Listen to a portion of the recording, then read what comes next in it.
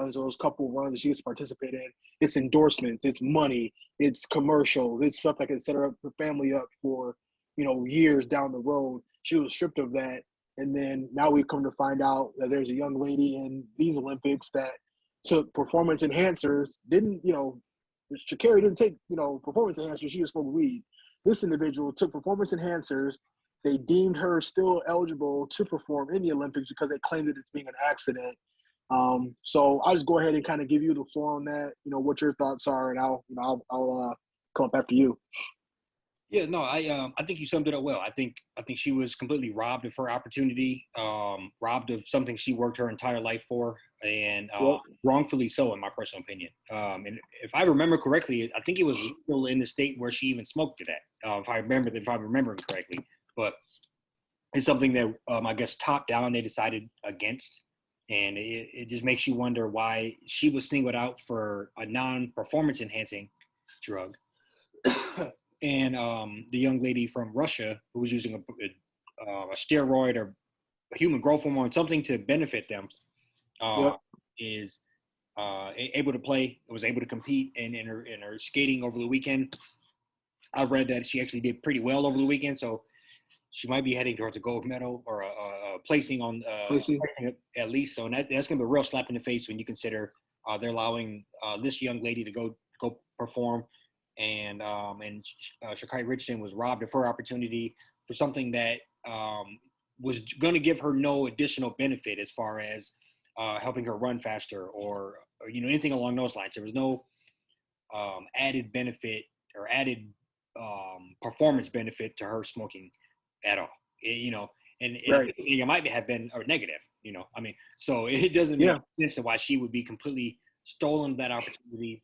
And I know we talked about this in the summertime, but how big that opportunity is. This only comes around every 4 years. I think most Olympic athletes don't even get to compete in 2 separate games. So when you consider that you're at your peak, and then that window is such a short opportunity, it's life-changing. She could be a household name right now for being a gold medalist versus what she is a household name for, and that is being wrongfully kept out of her sport and performing at a high level. Because it's not like she can't do how NBA players can go over there and just go win a gold medal and come back to their $50-60 million contracts, play a full season, have this opportunity to generate significant amount of income.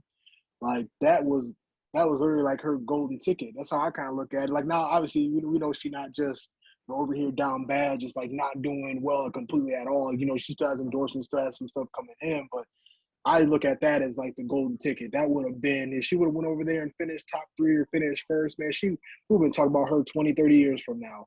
Right. So I just think the fact that like I said, she didn't take any performance enhancers, no HGH, none of that, none of that type of shit. She literally was grieving, and decided to, just help with that process. And some people out there are going to say, that's an excuse, and, she's a grown woman and she has to learn how to, handle things well. She could have went about it differently, whatever the case may be. But I think when it comes down to it, I mean, you got to look at, how those types of things need to be changed for the future. There's no reason why people should be, missing out on things that, now you got, so many people profiting off of marijuana. Mm-hmm. It's legalized almost everywhere, in the United States. And I know, like I said, I know it's the Olympic rule and it's something, a committee worldwide kind of delegates, but they need to look at that a little deeper when it comes to putting people like her in the situation that she was put in unfairly. In what world would it be okay for you to use it? So what they're essentially saying is it would be better for her to use steroids than to smoke weed. Yeah. That's essentially the message they're sending to everybody. Hey, young student athletes, you're more likely to get kicked out of the Olympics if you use marijuana than if you go ahead and use a performance enhancer. And that's just the wrong message. Those are, and I just can't imagine pushing that message. And just go back to everything she's missing out on. A lot of their post life revolves around them gold medals. That's coaching. opportunities. That's endorsement deals. That's being on Nike's Olympic calendar for the next 20 years, with you standing with your medals, and it's a lot that goes into that she'll never be able to experience. The experience of going to the Olympics and being seen, and you're being a household face. They could put you being a household face. Somebody like a Usain Bolt. He's known around the world for literally winning the 100 and 200 meter dash. We only seen that man for a combined 32 seconds, and he is a household name across the world. And so that's the things that they're robbing of her. And I just hope that she ultimately comes out on top and trains harder than ever and comes out and smashes the next Olympics around. There is unfortunate, there is no other avenue for her to go to. Where you're gonna? I know there's like some Tyson chicken track meets type shit, but I don't know if that's not the real. There's no real bread in that. So I hope she can ultimately come out on top. And just the double standard that we see so often, it's pretty abundant in this situation. Yeah, and I'll say this, and like I said, this isn't like a direct comparison. This is just something that I've heard somebody say. So Michael Irvin, Cowboy, Dallas Cowboys legend. I literally heard him in a podcast say that he's still eating off of balls he caught over 25 years ago.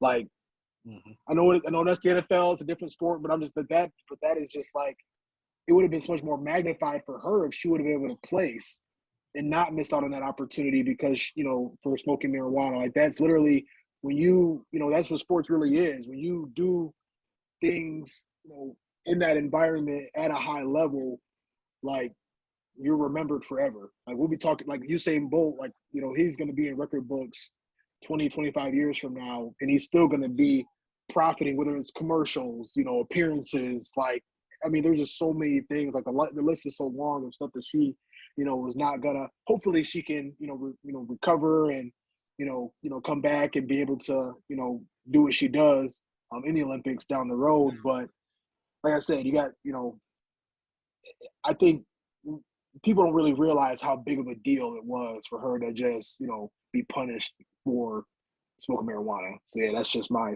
2 cents on it. Lifelong punishment for a blunt. Right. Yeah. Absolutely. As simple as it goes to. Yeah. No, I'm hoping it comes out on top. I'm hoping. I follow her on social media. She seems to be turned to activism. So, if she's not given another opportunity within the sports world, I think she could at least turn this into some sort of, this was done to me wrongly, and help prevent it from happening in the future. But I'm hoping, and I'm hoping and praying she does get more opportunities. She's pretty young. She's like 21, 22. So yeah. Agreed. Yeah. We'll have to see how it all unfolds. So, you got anything else for the people? That's all I got, man. Thanks for tuning in once again. Yes, sir. Peace.